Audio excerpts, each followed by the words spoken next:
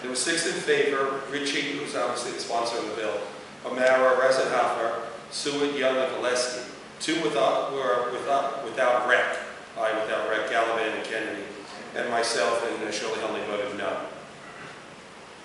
Senator Ritchie's office agreed late last night to meet with me later this afternoon to talk about the ramifications of the bill. Shirley, what was her name? Shirley Huntley. Huntley. Yes, Senator Huntley. Where is Senator Huntley from? She's actually from Queens. She's actually a neighboring district of mine. What can... Neighboring district? Yes. What can we, citizens of this area of New York State, do to help you, Senator Avella? You know, that's one of the reasons for the press conference is so that people become aware of this bill and obviously contact their own legislator. In this case, you know, their own senator, because as I mentioned before, there is no assembly version yet, which is a very good sign. So I would just urge people who see this report to contact their own senator, especially from upstate, the upstate Republican senators. I think people have to be made aware that even though they may think from their perspective this is a good bill, this one particular section, and it's section F, would be extremely detrimental to investigating animal abuse in New York State. But I assume these farms are private property, so wouldn't it already be illegal to film without permission or go on the property? Or is it? Well, this is undercover work. You know, I'll let Dan, also answer this, but this is basically undercover work, and sometimes they're invited on the scene by a worker, or they do it from the street. Either way, this bill would prevent that. That's right, and it's been interesting to see what sort of attachments they've tried to do, amendments in other states that have entertained such laws. They've tried to slide it through in Iowa, for instance, by adding a clause that you would be compelled when you saw anything illegal to go to law enforcement that very day. And of course, law enforcement's telling us that would ruin the case, that they could show that it was an isolated incident, sweep things under the carpet and pretend like that was just one bad employee who had a bad day.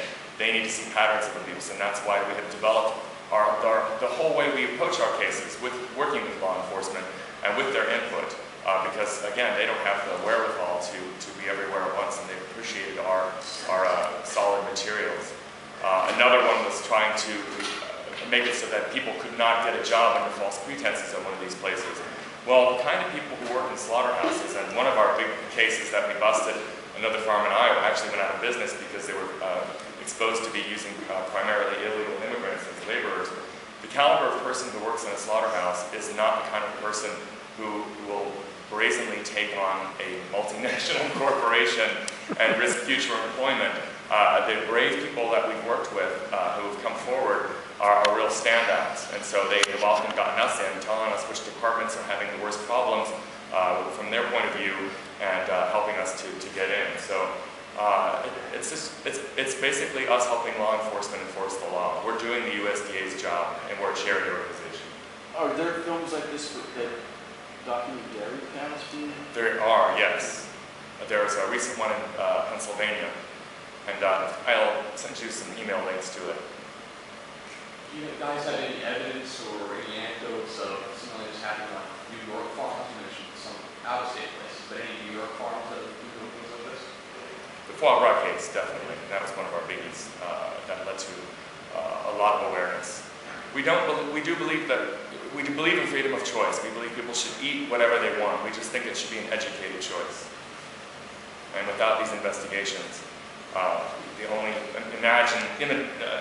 thing they can imagine happens in these slaughterhouses are the cartoon-like commercials they often run on TV. Anybody else?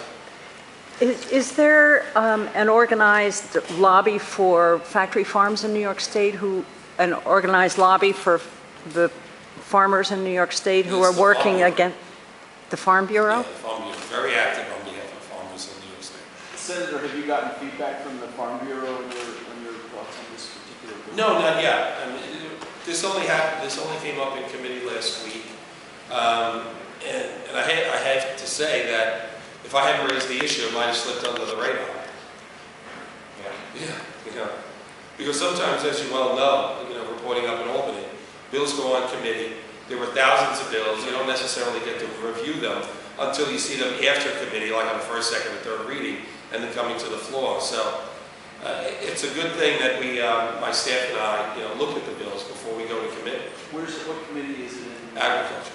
Oh, it's in, does it have to go anywhere? Well, else? it passed out of agriculture. Now, I guess it's probably on it's probably on second or third reading at this point. So at any point, it could come up on the floor. Could it come up today?